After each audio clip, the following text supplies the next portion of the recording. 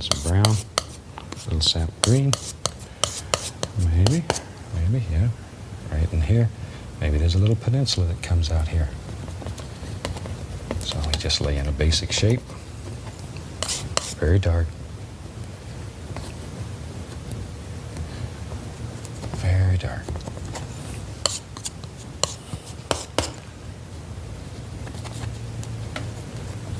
There. Maybe, right underneath there's a little color in the water. And some of that dark underneath. Create the illusion of a reflection. You need a reflection in there to set it down into the water. We'll take some blue and some white. Just let that go across it. That easy. Gives it the impression of water. Let me just pile up a lot of, this is just all the dark colors that are laying around my palette. We'll just pick them up. Maybe there's a, right here, there it is. There's a happy little tree, it lives right there. We'll just, little evergreen, we'll just start right at how many hills are in your world. Drop them in. You can do anything.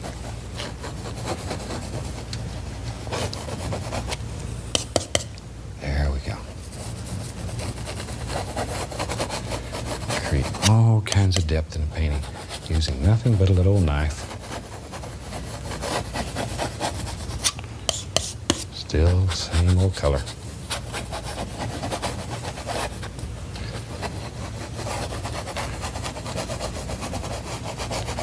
A lot of rubbing. That rubbing makes it very smooth.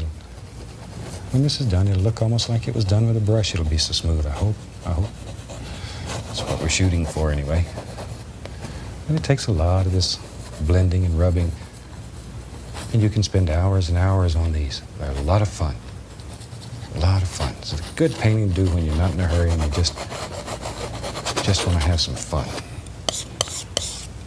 A little more color right in there. Now, I want to lighten this a little, so I'll add a small amount of white and blend it. Maybe.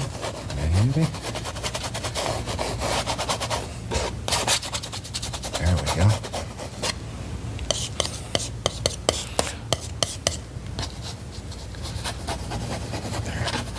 Another little layer right there. I just added a little more blue, a little brown.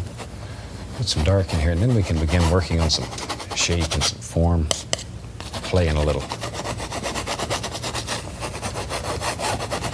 Okay, I'm going to go right into a little bit of yellow ochre.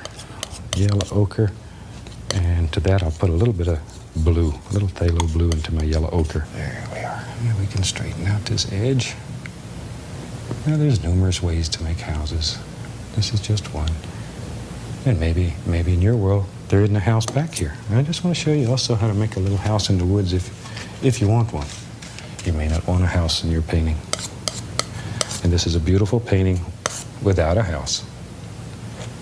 So if there's no house in your world, don't put one in your painting.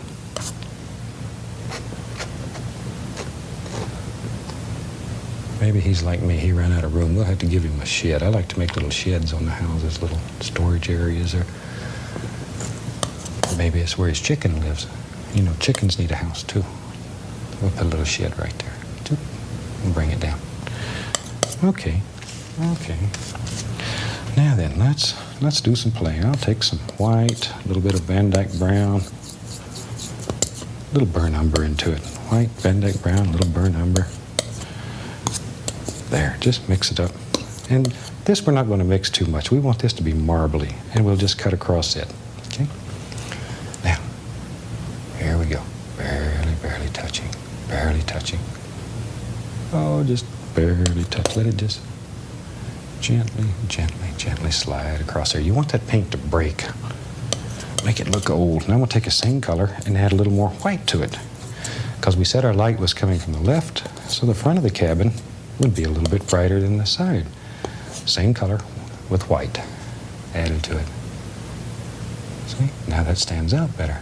Same color, just a different value.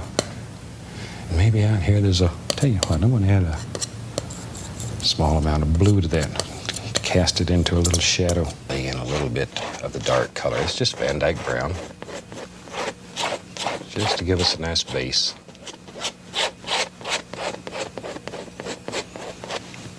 Okay, a little bit of the highlight.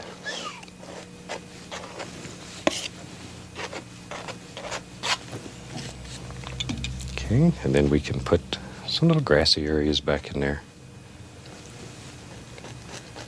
There they are. Still following the lay of the land. Always try to follow the lay of the land. Add a little bit of sap green there.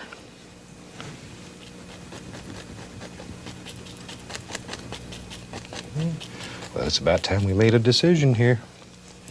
Where is our water wheel going to be? And like we did when we did the covered bridge, it's really better to scrape out a basic shape. Just decide basically where your wheel is going to be. And it removes the loose, thin paint, and it gives you a guide to follow. And sometimes that's very helpful to you. So we'll just, ooh, isn't that terrible going through there and scraping off all those trees you worked so hard to put on? And we need a tall building for this wheel to be on. Big, tall building. So how about there? Be brave. Just drop it in. It really makes it easier. Once again, if you get this loose paint out from off the canvas, really and truly helps.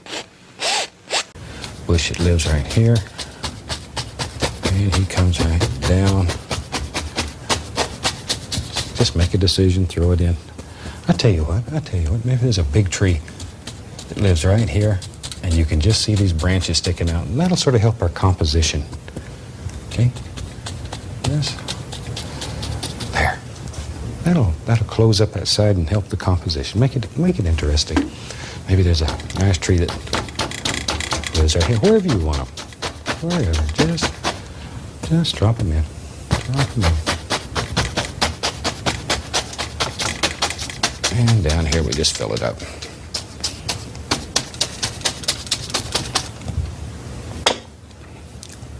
Okay, maybe before we get too far along, I'm gonna go back into some brown here with a liner brush with thin paint. Let's put some little things that are just growing here and there. Just grab a hold and lift upward, pop it upward. Okay, I'm gonna drop just some little indications far away, barely touching the canvas. Just want some little indications of distant trees. Very soft, quiet, happy. Just let them play. Have fun.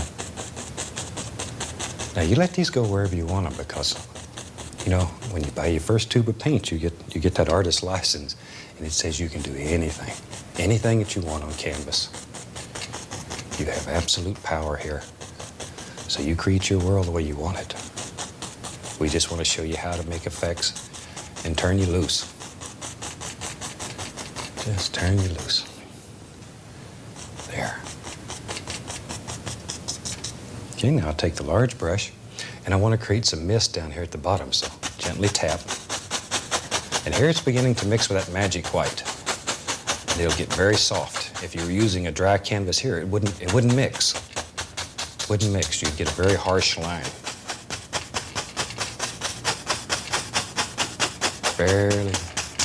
Barely hitting right here. There. And the more mist you want, the harder you hit it.